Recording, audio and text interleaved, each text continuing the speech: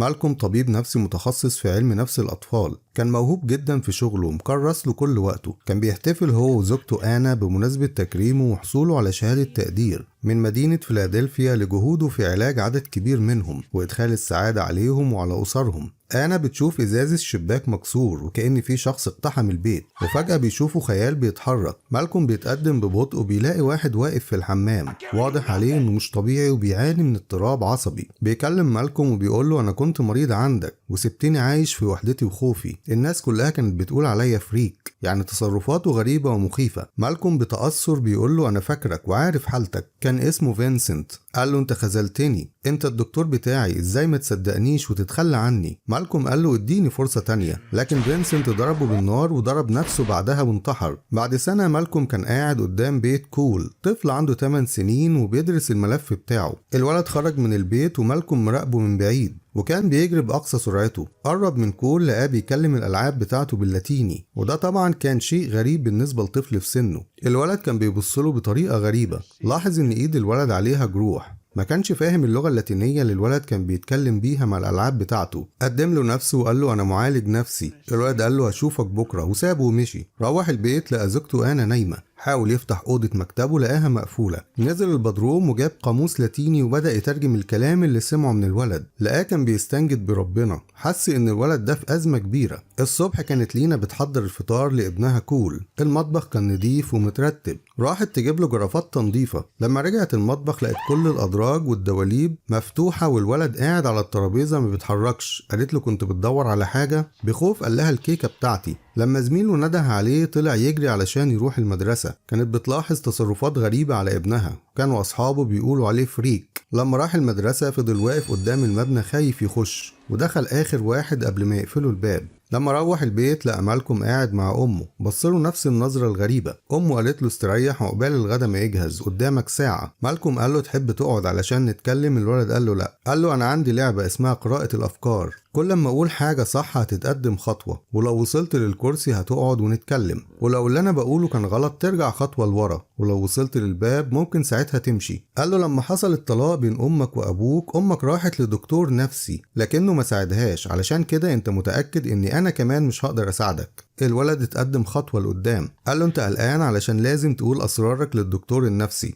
الولد اتقدم خطوة كمان. قال له انت عندك سر وخايف تقوله. الولد قرب من الكرسي جدا. بعد كده قال له حاجات غلط والولد كان بيبعد خطوة خطوة. قال له انت هادي وما عندكش مشاكل في المدرسة. الولد قال له غلط. في حصة الرسم طلبوا مننا ان احنا نرسم صور. رسمت صورة لواحد مقتول بمفك في رقبته. استدعوا امي ومن ساعتها وانا مش برسم. قال له والمنظر ده شفته في التلفزيون. الولد رجع لورا تاني وبقى جنب الباب. قال له انت شخص جيد بس مش هتقدر تساعدني. راح لزوجته المطعم، كان ذكرى عيد جوازهم وهو كالعادة اتأخر عليها. لما قعد فضل يكلمها عن حالة الولد الصغير كول. قال لها الولد ده بيفكرني بفينسنت اللي أطلق عليه النار، نفس الأسلوب والكلام والذكاء وكل حاجة. لما الحساب جه مد إيده لكن آنا أخدت الفولدر وحسبت هي. حاول يعتذر لها إنه بعيد عنها الفترة دي، وهو بيكلمها قالت عيد جواز سعيد وسابته ومشيت. كان ماشي مع كول وهو رايح المدرسة. قال له الولد تومي بيكرهني ويقول عليا فريك. قال له ما تسمحش لحد ان هو يهز ثقتك بنفسك، انت بتكره الولد ده؟ قال له لا. قال له قلت لامك على اللي تومي بيقوله لك؟ قال له لا، علشان هي كمان ما تقولش عليا اني فريك. لينا وهي بترتب هدوم كول وقفت قدام الصور بتاعته ولاحظت حاجة غريبة، ان في طيف ابيض زي ما يكون شبح موجود معاه في كل الصور بتاعته من وهو صغير. مالكوم كان بيتكلم مع كول وبيحاول يعرف مشكلته، اذا كان سببها هو طلاق امه وابوه ولا لا. كول كان عامل خيمة بينام فيها كل ما يحس بالخوف. شافت كلام غريب كول كاتبه زي ما يكون خواطر، وكأنه بيوجه كلامه لحد معين. هكسر الإزاز، هقتلكم كلكم. مالكوم بيقول له انت كتبت خواطر قبل كده؟ قال له اه بس كلام مزعج. قال له عاوزك تفكر انت عاوز ايه من القعدة بتاعتنا دي. الولد قال له ممكن بدل حاجة انا عاوزها افكر في حاجة مش عاوزها؟ قال له اكيد. الولد قال له مش عاوز احس بالخوف تاني. وهو قاعد بيدرس حالة الولد جرس الباب رن. نده على زوجته علشان تفتح الباب. سمع واحد بيكلمها وبيطلب منها انهم يخرجوا ويتعشوا مع بعض، لكن آنا رفضت. وفي حصة التاريخ المدرس سأل الطلبة عن المبنى اللي هم فيه. قبل ما يبقى مدرسة كان ايه؟ كول بص جنبه ورفع ايده علشان يجاوب. قال للمدرس ده كان مكان اعدام، كانوا بيعدموا الناس هنا. المدرس استغرب لانه اول مرة يسمع الكلام ده، وكان كول بيوصف له طريقة الاعدام. المدرس قال له المبنى ده كان محكمة، وبص الكول بسخرية. الولد اتعصب عليه وقال له ما تبصليش بالطريقة دي، وقال له انت طول عمرك بتبص للناس بسخرية من وانت في الثانوية، وكانوا بيسموك ستانلي الأضحوكة. وقعد يكررها لحد ما المدرس خرج عن شعوره وقال له مين اللي قالك الحكاية دي يا فريك؟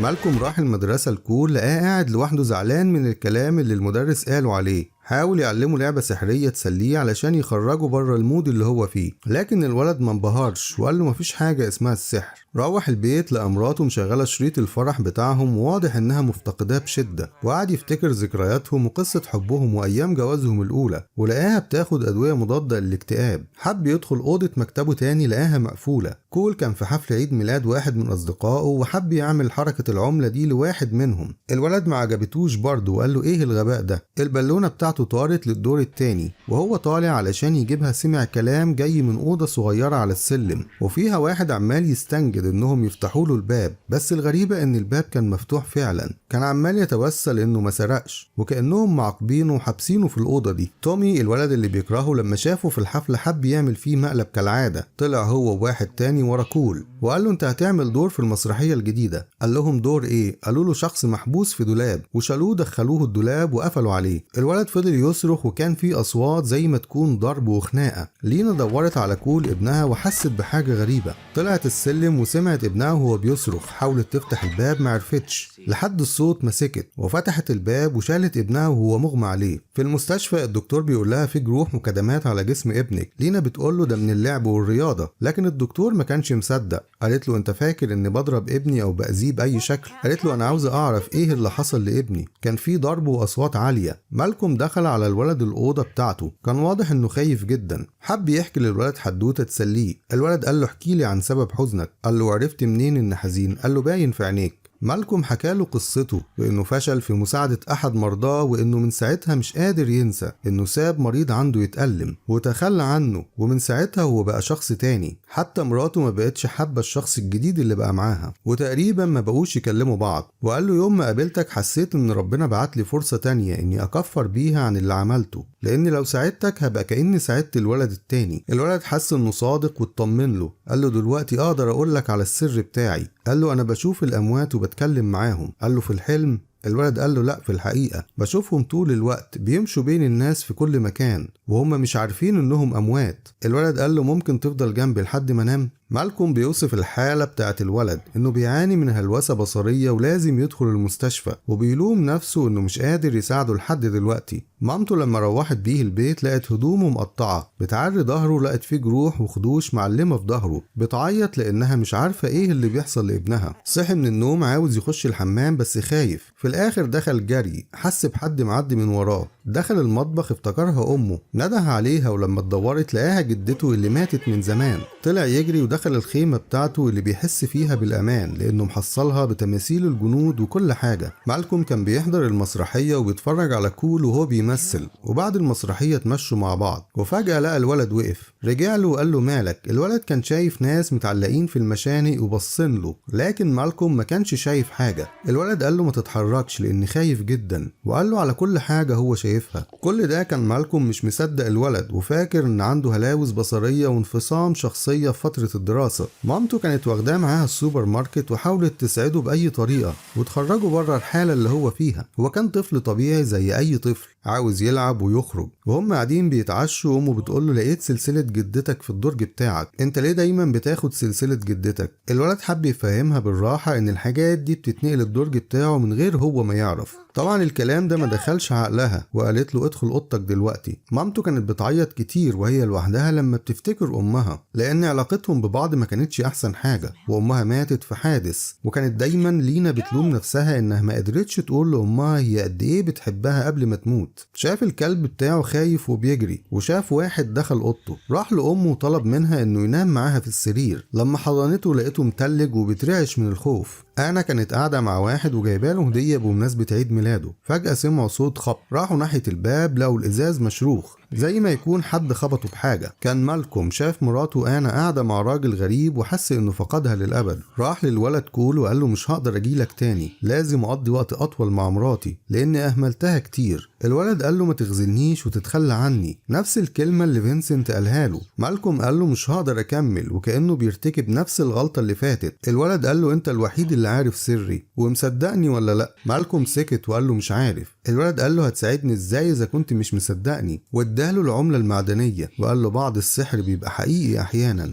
مالكوم جاب تسجيل الجلسات والمكالمات اللي عملها لفينسنت وقعد يسمعها تاني بس باهتمام المرة دي. لا فينسنت بيقول نفس الكلام اللي كول بيقوله. رجع الشريط كذا مرة وعلى الصوت. فعلا سمع مع فينسنت أصوات تانية بتكلمه. عرف إن الولد كول مش بيكذب عليه. راح جري علشان يكلمه. الولد قال له انت شكلك جد النهارده، ايه عرفت حاجه؟ قال له تفتكر الاشباح دي عاوزه منك ايه؟ فكر كويس. قال له عاوزين مساعده. مالكوم قال له انا عندي طريقه تخليهم يختفوا، اسمع هم عاوزين يقولوا لك ايه وحاول تساعدهم. قال له افرض حاولوا يؤذوني؟ قال له ما افتكرش، جرب وشوف. وهو مروح البيت لقى واحد خارج من بيته، نده عليه لكن الشخص ده ركب العربيه ومشي. تاني يوم الولد كان في الخيمه بتاعته وسمع امه بتنده عليه. راح جري لقاها بتحلم بكابوس. اول ما الولد حط ايده عليها هديت والكابوس راح. حس ان في حد معاهم في الشقة. دخل الخيمة بتاعته بسرعة، لقى الخيمة بتتفتح من فوق وفجأة شاف واحدة صاحبته اسمها كيرا. شافها وهي بترجع كل اللي في بطنها. خاف وطلع يجري، لكن فكر في الكلام اللي مالكوم قالهوله انه لازم يسمع هم عاوزين منه ايه. رجع للبنت قالت له انا دلوقتي احسن. قال لها عاوزة تقولي لي حاجة؟ تاني يوم راح الجنازة بتاعت البنت هو ومالكوم.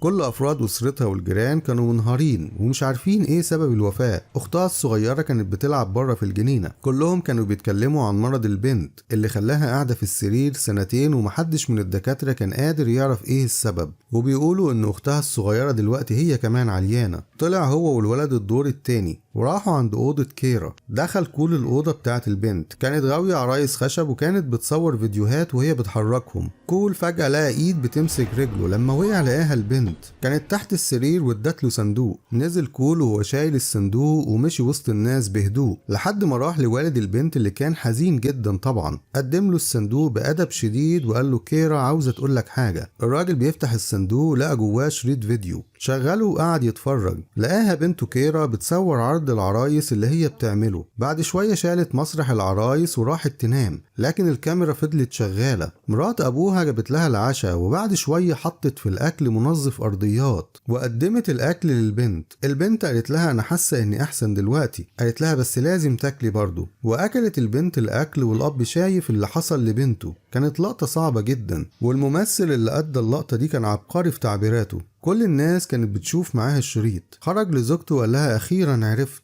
انت السبب في مرضها طول السنين دي. استغربت هو عرف منين. اما كول فكان قاعد في الجنينة مع اختها الصغيرة على المرجيحة واداها عروسة اختها. وفي المدرسة المدرس بيدخل على كول علشان العرض المسرحي. سمعه بيتكلم حد، قال له لا انا كنت بتمرن على الدور بتاعي. كول خلاص ما بقاش يخاف من الاموات وهما بيكلموه. خرج للمسرحية وأدى الدور بتاعه. هو الوحيد اللي قدر يخرج السيف من الصخرة ورفعه لفوق لأنه هو الوحيد اللي معاه ميزة ومنحة. مالكوم بيودعه بيقول له خلاص مش هنشوف بعض تاني. الولد قال له تعالى نتظاهر إننا هنتقابل بكرة وبلاش وداع. قال له هشوفك بكرة. كان في حادثة في الطريق وكول كان مع أمه في العربية. قال لها دلوقتي أقدر أقولك على السر بتاعي. في واحدة ست ماتت في الحادثة دي. قالت له عرفت منين؟ قال لها لأنها واقفة جنب الشباك بتاعي. قالت له بطل تخوفني. قال لها هم ساعات بيخوفوني أنا كمان. قالت له مين؟ قال لها الأشباح. قال لها هم اللي كانوا بيأذوني وبيعملوا الجروح دي في جسمي. وعلشان تصدق فكرها بموقف بينها وبين أمها لما كانت صغيرة. هي كانت فاكرة إن أمها ما حضرتش الحفلة بتاعتها وهي صغيرة لأنهم اتخانقوا قبل الحفلة، لكنه قال لها هي راحت وشافتك وانت بترقصي في الحفلة، كانت مستخبية ورا وقالت عليكي إنك كنت زي الملاك الصغير. وقال لها انت رحتي عند قبرها وسألتيها سؤال، السؤال ده إجابته أيوة وكل يوم. قالت له سألتها انت مبسوطة مني ولا لأ؟ مالكوم بيروح البيت بيلاقي آنا نايمة وهي برضه بتتفرج على شريط فرحهم. كلمها وهي كانت كانت بترد عليه وهي نايمة، وفجأة دبلة الجواز بتاعته وقعت منها، وكان في ايديها خاتم جواز تاني. اكتشف انه هو كمان واحد من الاموات اللي كول بيشوفهم، وانه مات في اليوم اللي فينسنت اطلق عليه النار، وكأن القدر اداله الفرصة التانية اللي طلبها علشان يكفر عن ذنبه مع فينسنت.